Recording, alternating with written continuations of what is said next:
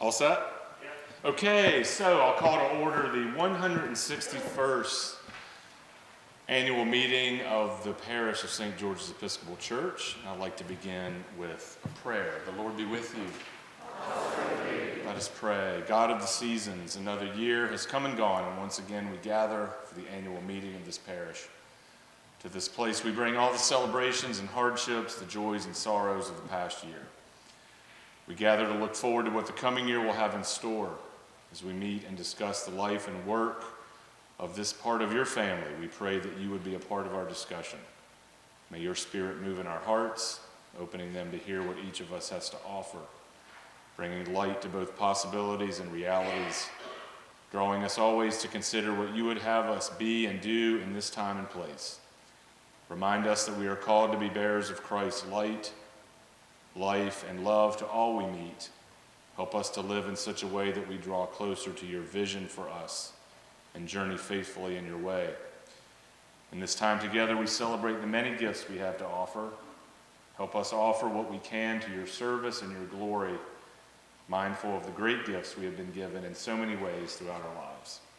These things we pray in the name of Jesus of Nazareth, the one we call Christ, in whose name and hope we gather together as community. Amen. So you should have before you in a booklet, or you've also received this via email, all the reports and also the minutes from last year's meeting. So we will begin with approval of those minutes. Do I have a motion to approve the minutes of our, okay, and second? Okay, and any discussion regarding the minutes from last year's meeting? Okay, so approved. And with that, I'm going to turn it over to Bill Dallas, Senior Warden.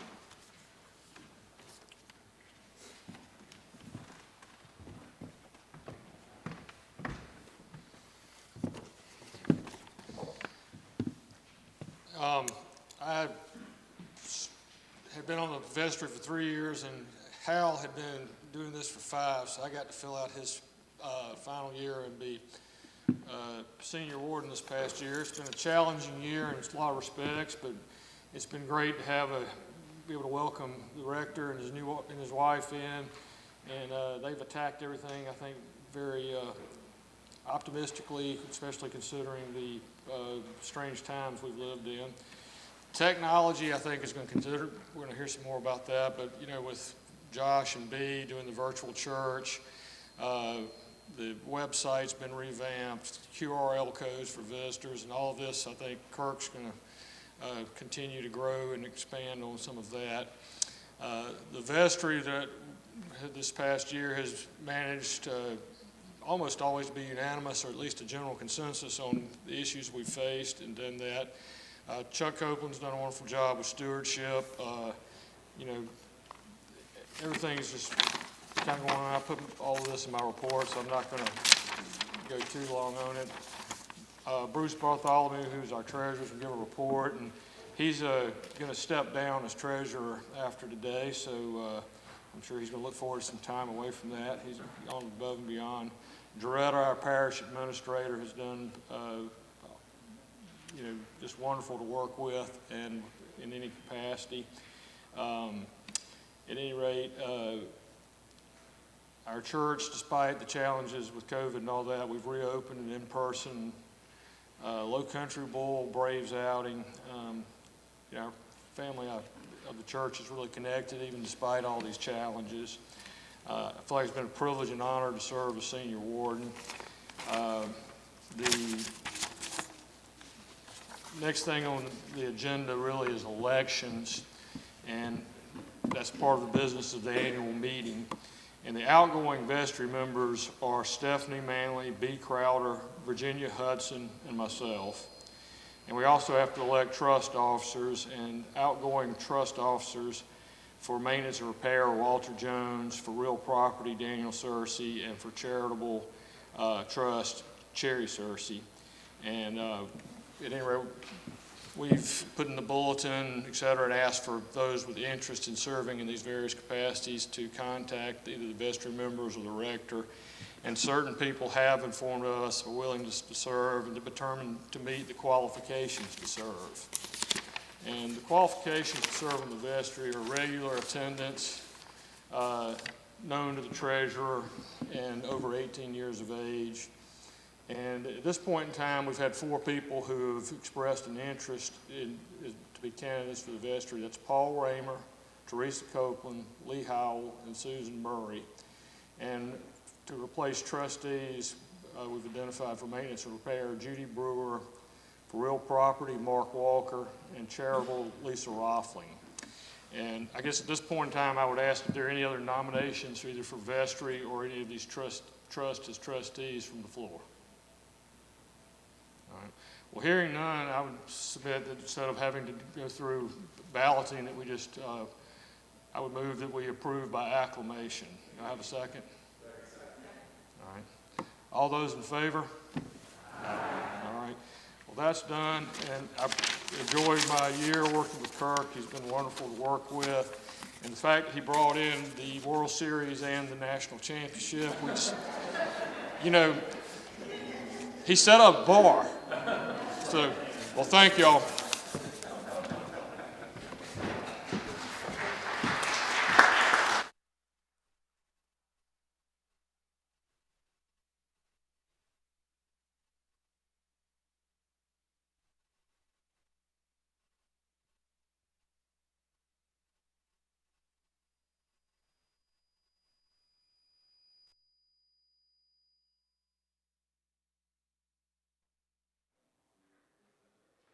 We good?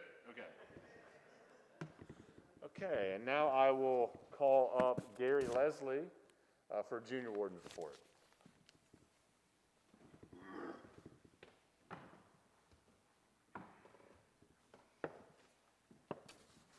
You have my report printed out there, so I won't bore you with that. But I will echo what Bill said about everybody being supportive.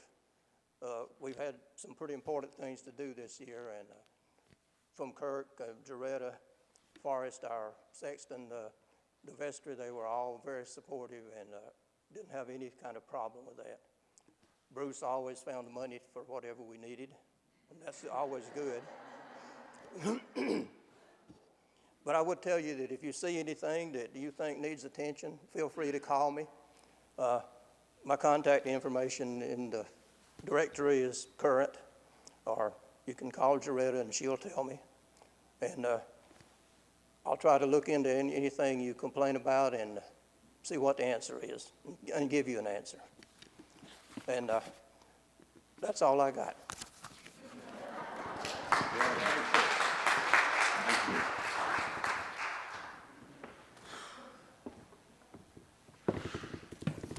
Okay.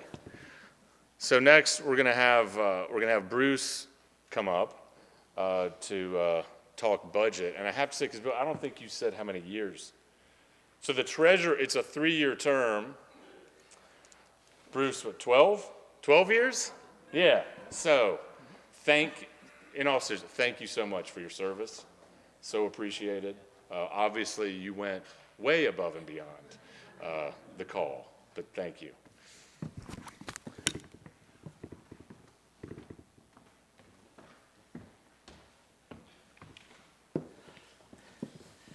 All righty. Thank you for that, Kurt. And so I'm very grateful to present what I think is another great report financially. You do not have the balance sheet from at the year end of 2021, so just a couple of quick comments on that. As of 12/31, the church had $379,000 in cash that was available for operations, and thankfully the church remains debt-free, so there is no debt obligations that we have. There are no debt obligations we have. Now, in your package, you do have the income statement for 2021, the actual. That's the middle column there. You can see that when the budget was passed last year, we budgeted to have a $30,000 loss, basically. However, we ended up with a $54,000 surplus. And there were several reasons for that. First of all, the generosity of the membership. Our total offerings exceeded budget by about $30,000. We did have a one-time windfall. The church took out a Paycheck Protection Program loan in 2020. That loan was forgiven in January of this year, so you'll see, I think under miscellaneous income, $40-something thousand, so about $42,000 of that we took in as income, and that's a one-time event. And total expenses were under budget by about $11,000. So those three items combined created that $54,000 surplus. Moving on to the budget for 2020, that's the third column on your report. This year, the budget was also approved with a deficit of about $37,000. Total offerings are budgeted to be $441,000. That's an increase of 3% over last year. The major expense categories, well, let me say this, the expense budget has increased $61,000, and the major categories for that are salary and comp increased about $49,000. There is a budgeted item for communications, both primarily digitally, that Kirk wants to use there for $4,000, and then buildings and grounds increase about $5,000. So those are the major increases. I know I didn't give you a whole lot of time to go through that. I'll be glad to entertain any questions about the budget, and then give Bill or Kirk a look for help. Okay. Just a general comment. In June, we have to do a report, agreed upon procedures for the diocese. That was submitted in June, so it was done timely. There was nothing to really report on that. Our CPA firm prepared that for us. Let me say a couple of thank yous throughout the year. Certainly I want to thank Joretta. She does a wonderful job day to day looking after the business of this church. I want to thank Judy Brewer. Judy allows us to have a proper separation of duties for good business practices, and I'm very grateful for the experience and the time she brings to that. And I also want to thank our assistant treasurer, Carol Jones. Carol shows up every Sunday and takes care of our offerings and makes sure those are put in the right place. And I will ask for a quick moment indulgence, if you will. Kirk and Bill mentioned this is my 12th report. So what that has meant is I've attended virtually every vestry meeting for the last 12 years. Well, and here's the reason I say that, because without qualification, I can say that the people that have been elected to serve on the vestry and the staff of this church are diligent, caring, and humble in their work and looking after the business of this church. And I'm very grateful to have been associated with them. So thank y'all very much.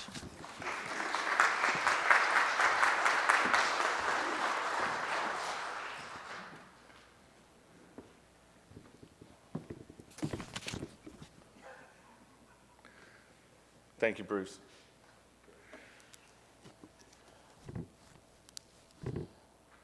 So I don't know if you've had a chance to read my report in this booklet, but I start with, I'm seeing some no's, you haven't, and that's okay.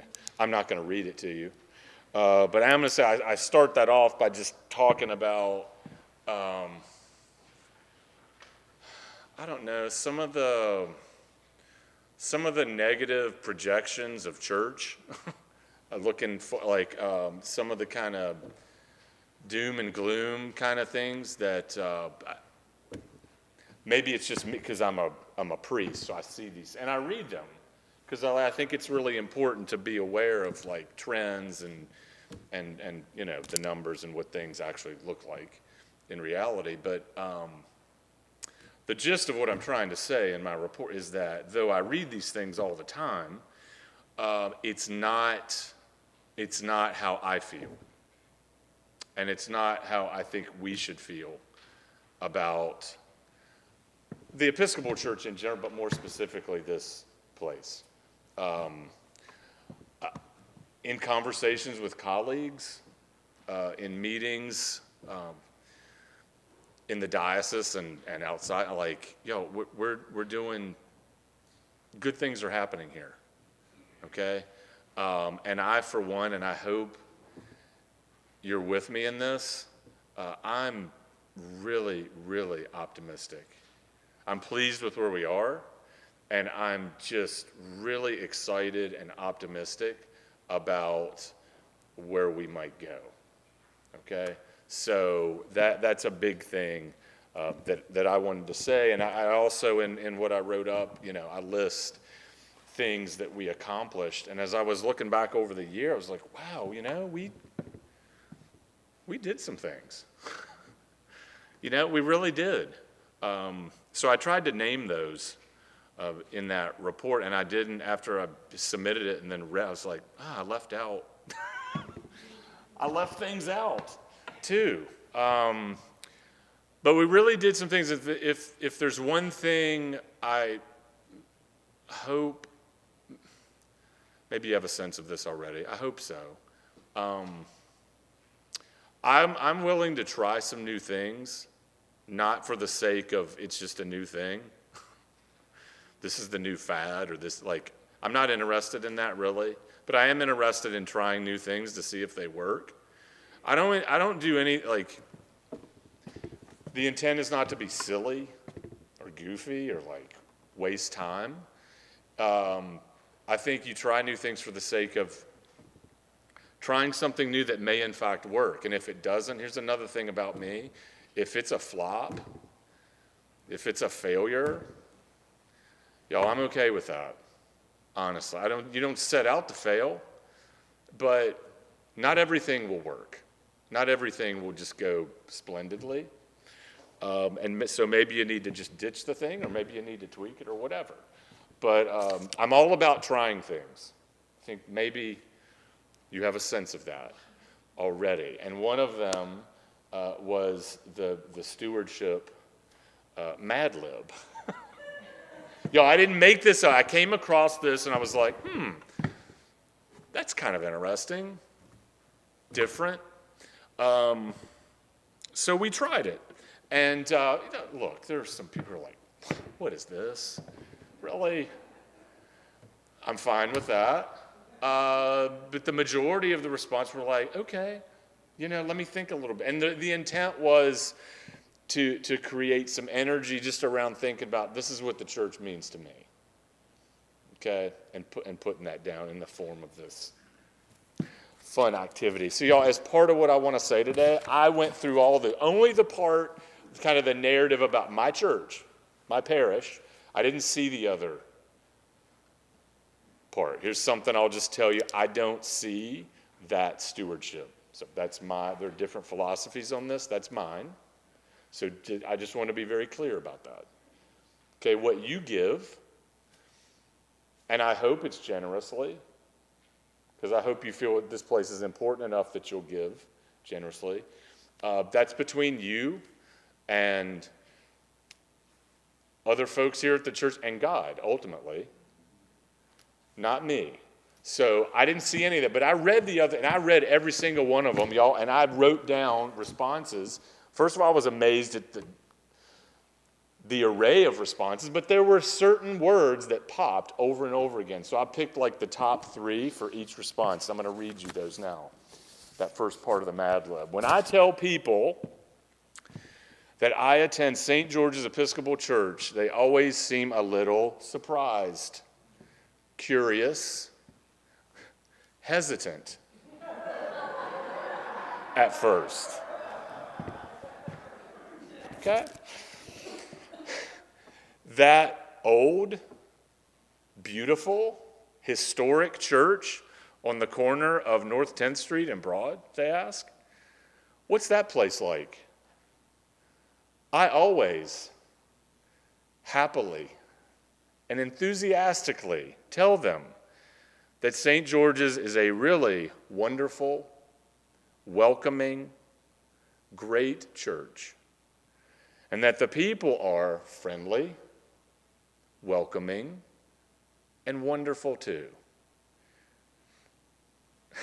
I was going to leave this line out. Even the priest and staff are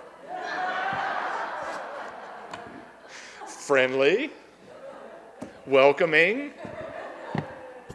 This is the one that means the most to me personally. Caring. When I explain what I like best about St. George's, I mention the services, worship, people, and music. That's what makes it such a special, wonderful, comfortable place for me and my family. Wow, great, awesome. It sounds like a great, wonderful, interesting, special, fantastic, nice church, they exclaim. So y'all, that's what y'all said over and over again in that. And I'm happy about it. That's been my experience with you. And I think that now I'm gonna get in. Now, y'all, I'm gonna get now into some of my goals. But I think it speaks to the fact that this is the type of place that more people need to know about. Okay? So priorities, just priorities for me so that you know this going into the next year. First is to, and those, the Mad Lib speaks to this, the specialness of this community. So I want to focus on continuing to build up the community, okay?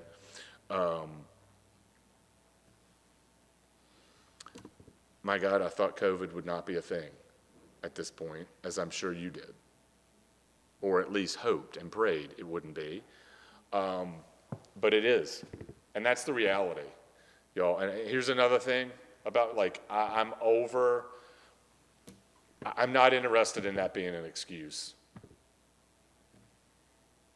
at all anymore. It is what it is.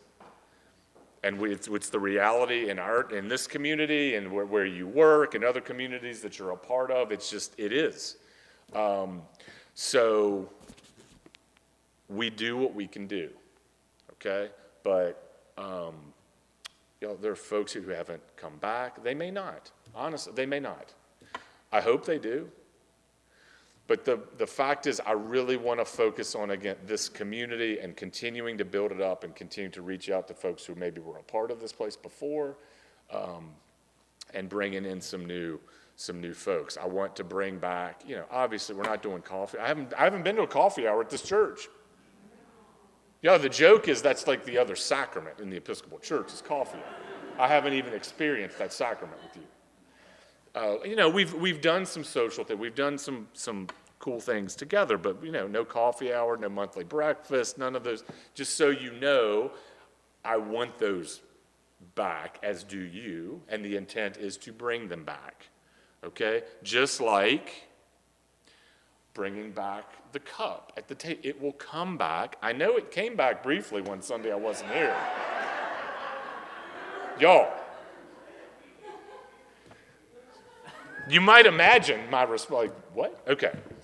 It will come back. That is significant, and I'm not making a joke about this, or these other things, okay? They're very important, significant parts of our life together, and I just want you to know that that's a focus for me. A couple other things when we talk about community that I want to point out. Okay, another thing that I really want to look at is accessibility. Accessibility to whomever comes to our door or would like to. Not all places in this church are physically accessible to everyone, and that's a concern for me, and I want to name it, and I want you all to know that this is a priority for me, to continue to look at ways that we can make our space accessible. Okay? Another thing that had come up in the past, and someone may have noticed this, I think in the past there was a budget for security. It's not in this budget. This was a couple years ago before my arrival. I know this is a concern. I'm in no way trying to diminish that concern. It's a legitimate concern, okay? I understand, though my sermon today was all about dismantling walls. I was using this metaphorically, too, primarily. I understand safety is an issue. It's a legitimate issue and concern, and we will continue to look at that. However we look at that, from my perspective, we have to look at it from how do we balance that with living into how Jesus calls us to live, which is to be welcoming and open to people who come to our door, okay? So that is another thing. We will continue to and figure out what is the best way to go about that, okay? Another thing in terms of community, and I'm going to have just during my time here at the end, just a couple people come up who I asked to speak. In terms of community, the significance of music to our life together. Okay, many people in those stewardship referred to music in this place. The history, the legacy of music, and currently, the significance of music to our life together is huge, okay? Robert, I'm going to have you come up now as the chief music minister. Y'all, but I also want to say I'm really proud of the fact, you can come on. Robert's going to say a few words about the music program, but I also want to say I'm thrilled to have Tim Evans back at 8:30 playing. And I think that, and Robert may talk about this, but we're going to continue to look at ways to kind of continue to grow and strengthen the music program. So, welcome up.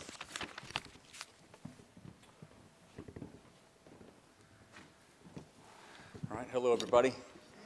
I think this is my third year now, and I want to first of all thank everybody for welcoming me and Melissa and my son Lucas into your church.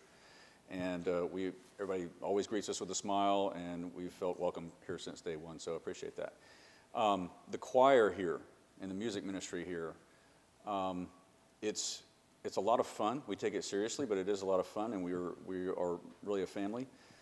And we have a core group now of dedicated singers, musicians, artists, individual quirky personalities, you name it. That make up our choir, and they're here. They show up every single Sunday when they're not traveling and such, and we sing our hearts out. And we have a lot of fun in our rehearsals, but we take it seriously. I teach at Kennesaw, and all during the week I'm working on how to perform, and we're performers. When we come here, though, it is a ministry, as Kirk said, and I think we all take that very seriously. That's my job. I'm not even a person over there. I'm just creating an atmosphere, hopefully, that allows everybody in here to worship and experience spirituality in their own way. And the choir also, as a group, we have a lot of fun. We go out to eat and lunch, and we have dinners, and go out to where many of the choir today are even going to Pirates and Penzance. So we hang out together, not only sing together, and we have this shared vision of what we need to be doing. During COVID, that really hurt us, hurt the music ministry. The singing is really the most dangerous activity that we do here at the church. Just singing is the most infectious thing that we can possibly do. So we were the last ministry to really come back, to be given the green light, and then we were given it, and then we were taking we kept having all this uneven footing about when we could sing and what we could sing and how many people could sing at once, and could we do rehearsals or not. And so we leveled up during that time. We tried some new things, as Kurt was saying, trying new things. With Josh's help, we would record in the space here separately with headphones, and we mixed it all together, and we were able to provide a virtual worship experience and keep the music ministry going during that time. When we came back to singing in person, we didn't have quite as many numbers as we had before. We've had people move away. We've had people pass away. We've had one of our choir members, an important person, that has elected not to be vaccinated. And when you have, 10 people and 5 of them don't show up, I mean, that's 50%. That's a lot. That's a lot. So we're trying to rebuild our numbers now. And I would invite you, if you love to sing, if you have sung in a choir before or have never sung in a choir before, come and try it out. It doesn't mean you have to sign your life away, okay, I'm going to be at every single rehearsal or anything like that. I've always looked at it like come when you can. Participate when you're able to. I know that this demographic likes to travel a lot, for weeks at a time, maybe even months at a time. And sometimes people get sick and whatever, and they feel like, I can't really come join the choir because I'm not making that weekly commitment. Don't look at it that way. Look at it like if you're here and you'd like to sing and you're in good voice, come on in and join us. We are welcoming. We have a good time. Everybody smiles when you walk through the door. And we sing music that is pretty easy to pick up. And a lot of people would say, I like Christmas music. I don't want to sing necessarily during the summer. Well, come just sing. Pick a liturgical season and come sing with us. Try it out. We're in Epiphany now. We'll be in Epiphany for another few weeks. Come sing with us through Epiphany, or try Lent through Easter, or Advent through Christmas, or whatever. Just try it out and see if you like it.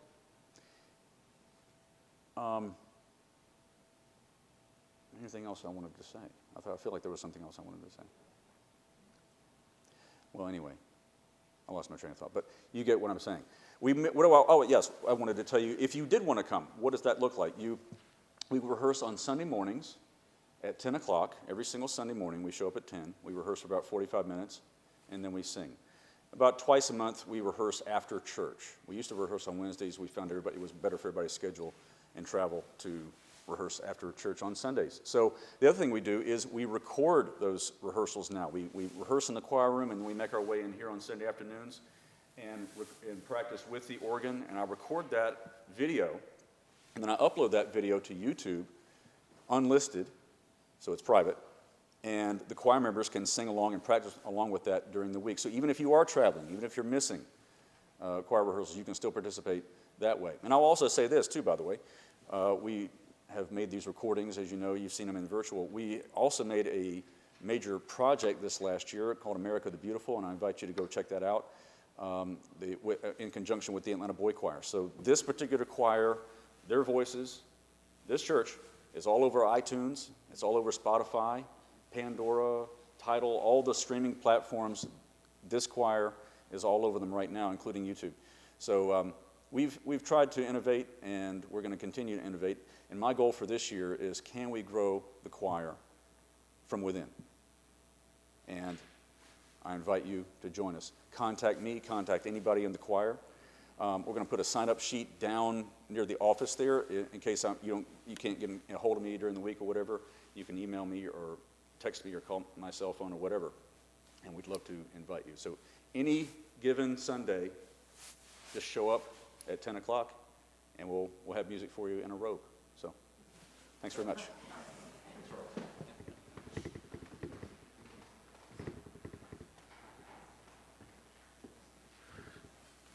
Speaking of growing, there is a word. I've talked about this before. I want to talk about it a little bit now in terms of priorities moving forward. There is a word that Episcopalians find, it makes them nervous. They just start to shake a little bit and go, "What? Where are we going with this?" The word is evangelism. Okay, so I've said this before. I will keep saying it. We all have our kind of idea of what that means, and for a lot of people, it's negative. For a lot of Episcopalians, it's negative, it's scary, and I just want us to continually think about reframing it, reshaping it. We are called to be evangelists. What does that look like for us? okay? We have no problem sharing with someone, like, have you been to this restaurant? Wow, that place is amazing. Hey, you want to go? Have you seen this movie? Will just blow your mind. You understand what I'm saying? We have no problem in a lot of ways saying, hey, have you tried this? But when it comes to church, some of us, so I want to challenge everyone. I'm going to challenge it right now. Y'all, and here's another thing. This hit me because, I'm in Rotary, and it's like this huge campaign, like, bring a guest. We need more members. Guess what happens almost every week? Here are the guests. Hey, here are the new members in the pipeline. Doggone it. What an idea. Who came up with this? What I want to challenge you to do is invite someone to church or some activity that we have going on at some point. Just one over the course of a year. You can invite more than one if you want to, if you feel called. But my point is this. I'm here because some girl invited me to an Episcopal church. I've told this story. I ended up really liking the girl. I love the girl. She had no idea this was going to happen when she invited me to church, trust me. But it did. Now that's her reality. The point is, that was evangelism. If she didn't do that, y'all, my life is completely different, probably. Actually, not probably, would be. I'm not saying that everyone you invite is going to have that kind of, oh my God, how was I missing this? But you know what? I bet you some will. Because this isn't to be, but we're good. We do good things here. And you know that. Okay? And we care for each other in ways that you don't find in other places. And I truly believe there are people out there looking for something. They may not even know they're looking for it, but they are. And others who clearly are looking for it, who this is exactly the type of community that they need in their life. Just invite somebody. It doesn't even have to be, I don't care if it's Sunday morning, maybe it's something else that we're doing, some other activity, some other thing, invite them. Okay? I want to challenge y'all to do that. Okay? And it's not because I'm interested in winning most popular minister in Griffin. Y'all, I didn't win. Kristen came in, she's like, I hate to break it to you. You didn't win the thing. It's not about that. It's not about money. It's about we have something to offer people spiritually in this place that they can't find somewhere else. Share that. Please, share that. In whatever way and however that you can, I ask you to do that. An important part of that, outreach, evangelism, an important thing that y'all were doing before I got here, and it has continued, and it will continue, and we're going to continue to grow it, is the use of technology. And I want to ask Josh Hancher to come up now and say a few things about that. Josh? You can go. Oh, okay. You're going to be fine. Good afternoon. I really stink at talking right here, but I'm going to try anyways. I'd just like to say that I'd like to thank you all, because I think everyone in this church right now has thanked me for the work we did to get our live stream up and running. So it was my pleasure, as we've heard many times, that part of a church is time, talent, and treasure, and certainly that is something I enjoy doing for the church, and I know that it's been enjoyed by many here that are here today and not here, hopefully. I think 5 or 6 people are watching right now. Last year we did the annual meeting, and 10 people watched live, and over 50 or 60 watched it after the fact. So I think we stumbled into something. This plan was in progress before COVID, and certainly COVID made it a priority, and Brian O'Quinn had the ball rolling, and I had some time and some talents that I put to use, and it's been great. Just because we're inching slowly back towards a normal church life, I would love to encourage you guys to be a part of that online ministry, because all the things that Kirk says and Robert have said is, yes, we have a means to share what happens inside this church with other people that may be on vacation, who are normal parishioners that come to church, or may never have been into Griffin, Georgia, because I think the words and ministry of and the music of this church can be shared. So I think it's a wonderful chance to jump on this idea of being evangelical St. George's members.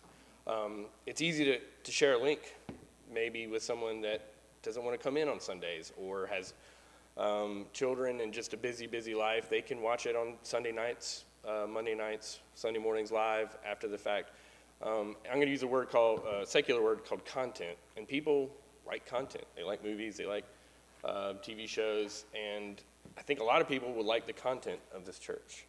And we have a pretty good setup, and it doesn't cost us anything to share our church outside the world. And you know what? And the people that we can find, and there's hopefully some of you can jump in and help me, because there are technical things that I don't even know how to do, whether it's keywords or whatever. If you've got something that you think can help us do this better and reach out more people, it'd be great. Last year in 2021, 8,000 people watched our videos. Some of that are you guys watching it after the fact, but I know some people that may have never been looking for a church online, and they found us. So let's build on that, and for now we can invite them to join us, and maybe we can even talk about an online community. That's going to take interaction from you guys too. I mean, it's one thing to come in church and visit with our friends here, but if we can grow this online ministry, we can, do what other churches are doing and have a service for other people and a community that will be true members of this church. And I would hope that you guys see the benefit of that and can share and be a part of that in any ways. We've done some things outside of just the live stream. We have a podcast that we've got started. It's inching along. Patty Morrow was kind enough to do a series to talk about Christian education. Those are the things that we can do. If you have ideas for content that we can provide and share, you do it once and it's there forever. Sometimes that's a bad thing when we're talking about the internet, but in this case, you can share it for years and years and people can find it. So I'd like to just encourage you guys to reach out and think of ideas that you guys can be a part of it. And also, if you just want to help me run the system, that'd be okay too. I'll try not to micromanagement. Also, there's a gift in place for some improved audio equipment. As you can tell, we kind of need it. So we're growing there too. So please, if you want to help out and if you got some ideas, find me. Thank you. Thank you, Father Kirk. Thank you.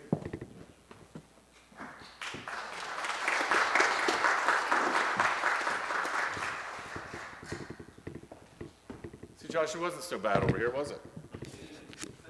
Exactly. Told you it'd be fine. So just a couple other things I want to mention. The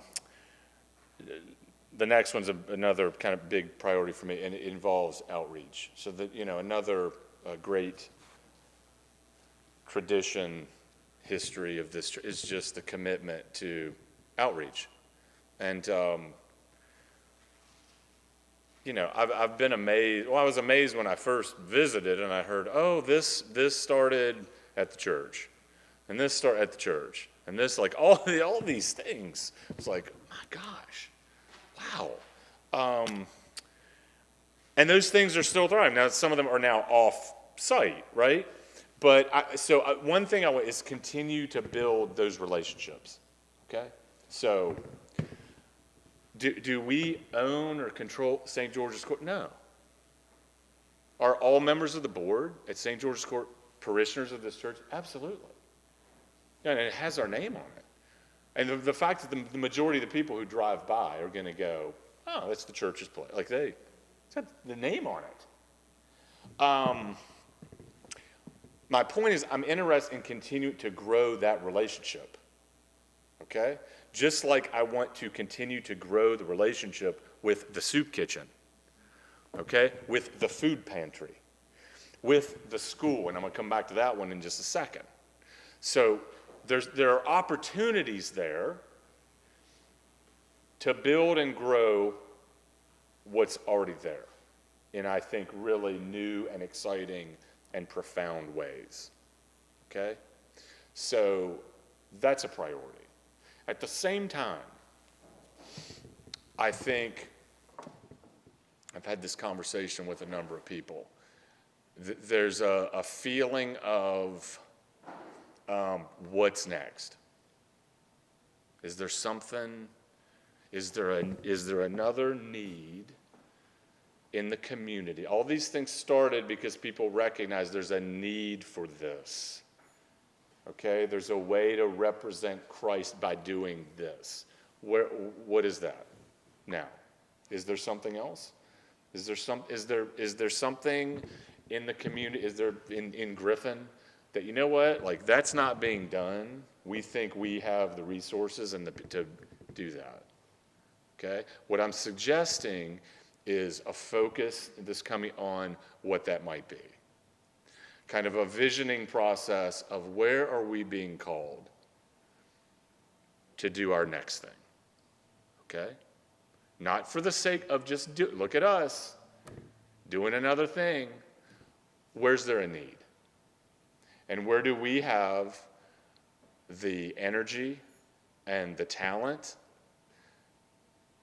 to be a part of addressing that, okay? So all that is to say, outreach, big priority for me this year, okay? And again, I think this is another one of those areas where you can say, but COVID, well, but COVID.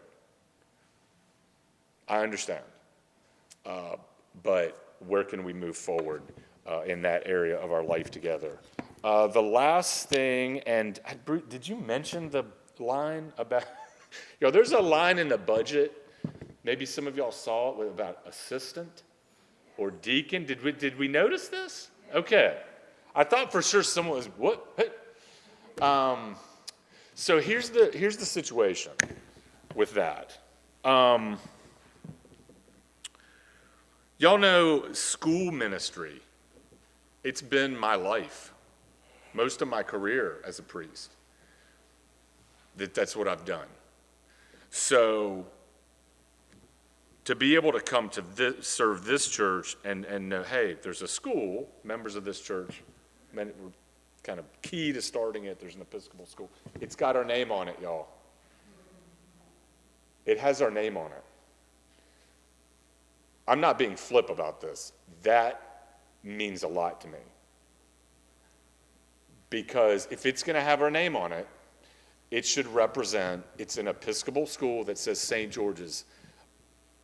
It should represent an Episcopal school, okay? I'm not saying it doesn't currently. I'm saying there are ways that it could grow into that more so, okay?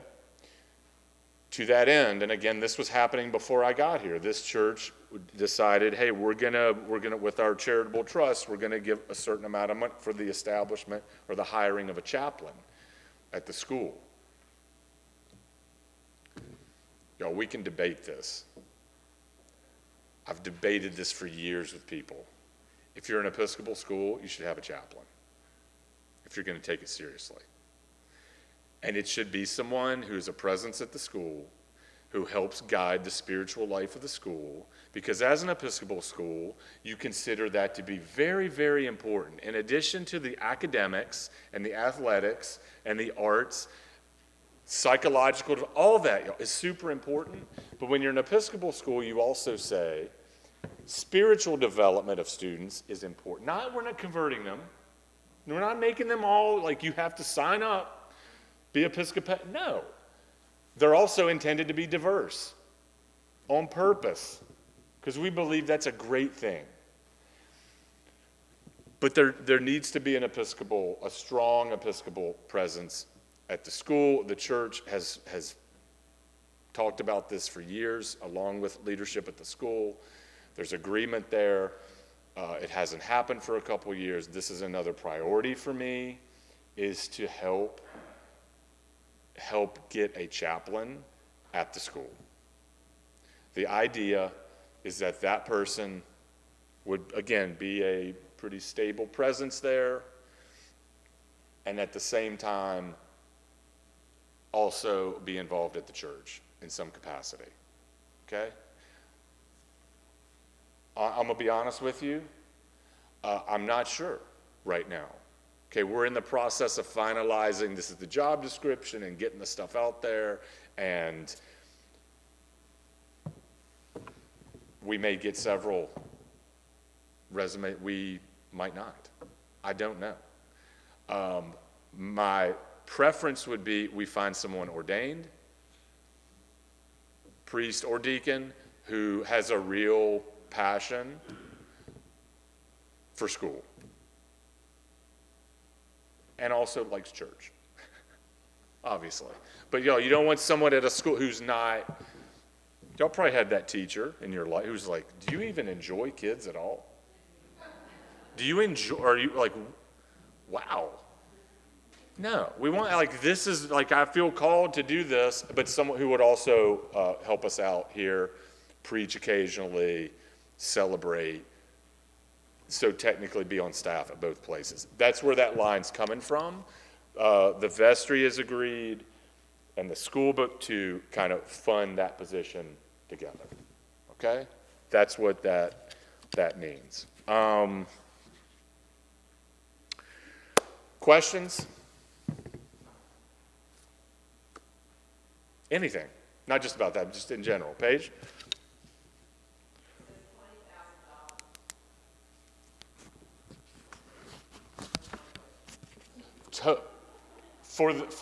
From us. Yeah, and I'm gonna be I'm gonna be perfectly like that's. There may be a little movement with that. Okay, there may be a little movement with that number.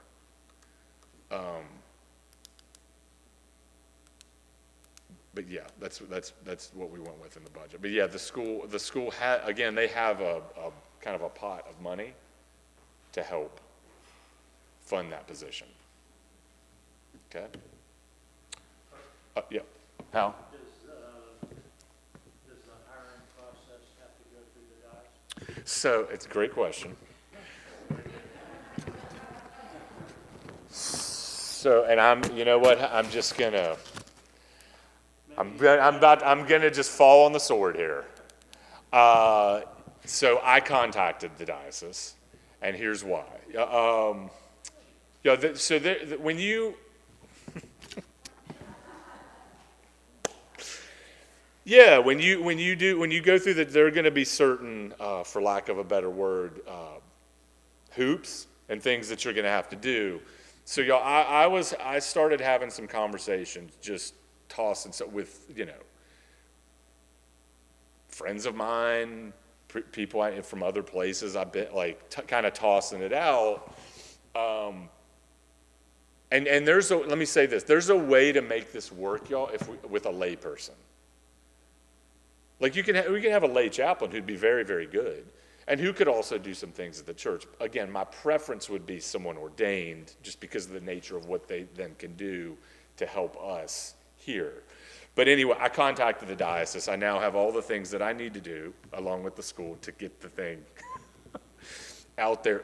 Here's part of the problem. So where we want to advertise the position to maximize the scope of it, so like there's something y'all called the Episcopal News Service. A lot of people go to Episcopal News and they post jobs. So between that and the National Association of Episcopal Schools, we really couldn't post anything without the diocese saying. Because at a certain point, if it's an ordained person, they have to get approved by the diocese. We can't, as a church or school, just hire an ordained on our own, because they have to be vetted and qualified to be in the diocese. Did that Yeah. So yeah, it adds a certain level of, complication. But ultimately, it's better to do that now than tonight. So yeah. Other question about anything? Questions?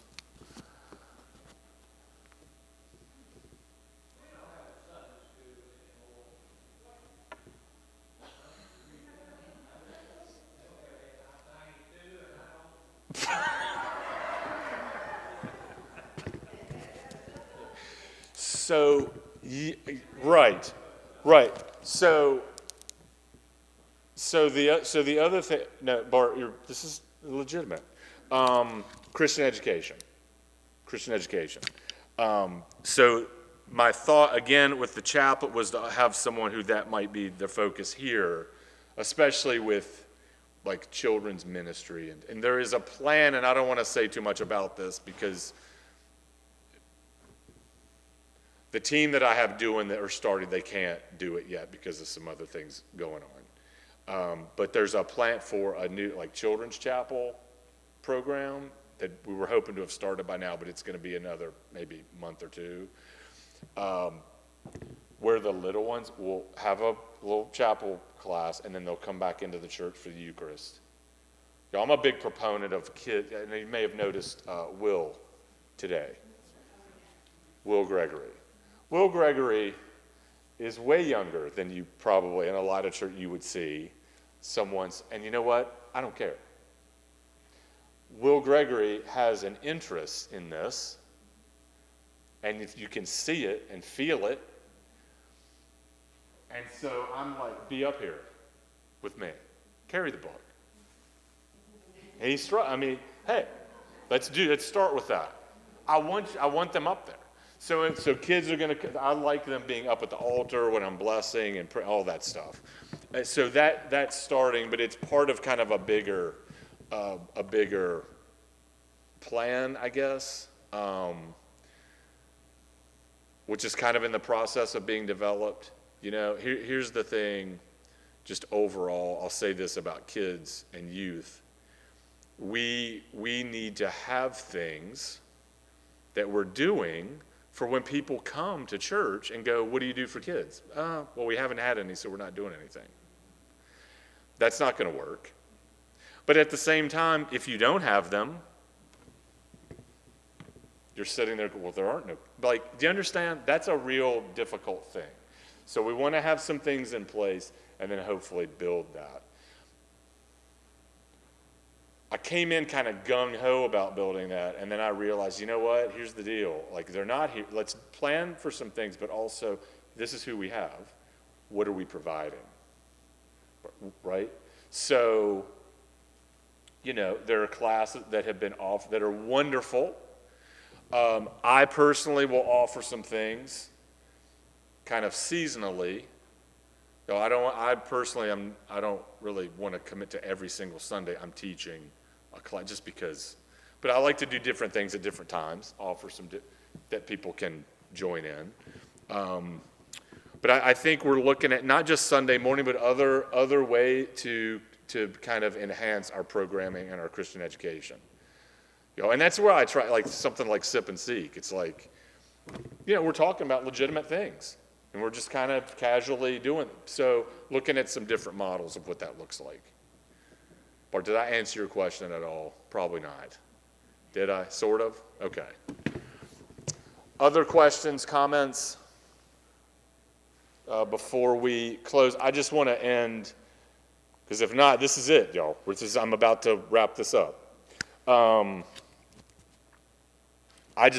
me end with thank yous and gratitude. I have to always start with Kristen, with the prime, I'm just going to start because I can't even say enough about the support that I get from her. Outgoing vestry member, thank you for your service. Y'all, I've just, and I know this is going to continue because of the one who are coming on. Gosh.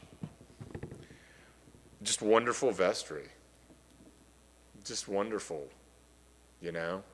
even difficult conversations, which you're going to have from time to time, just done in a spirit of just real deep care and love of this place, and trying to be good stewards and do what's best. So thanks to those departing vestry for your service, and thanks to those who've agreed to come on. Welcome. We're going to try not to make you stay 4 or 5 extra years like these guys we had to do. I used to just like Hotel California. You can check out, but you can never leave. Bruce, again, thank you for your work. I mean, you always just so pleasant and thoughtful and just wonderful about everything. Robert, thank you. Okay, Tim's not here, but I want to shout out to Tim again for all the work with the music program. Y'all don't see Forrest Barnes a lot. He's technically, he's kind of contracted staff, but our sexton, something comes up, I text Forrest or give him a call, and he's on it. He's really, really good and cares about this place. Jaretta, of course. My God, y'all.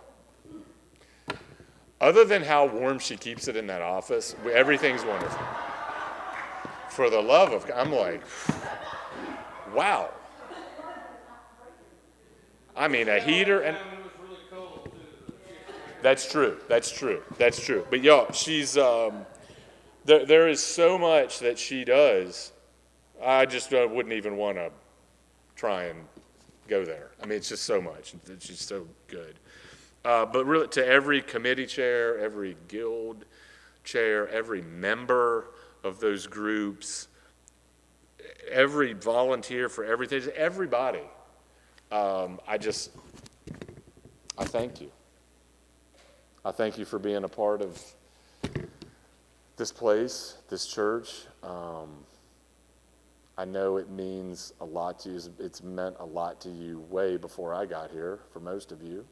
And gosh, I hope to just, do it justice as the rector, and to do what I can to be present and care for you. But I want to thank you for your care for each other and for this place.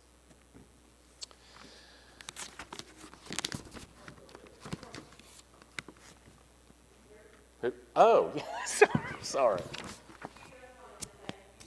Oh, thank you. Thank you. Thank you. Thank you. Thank you. Thrilled to be here, really.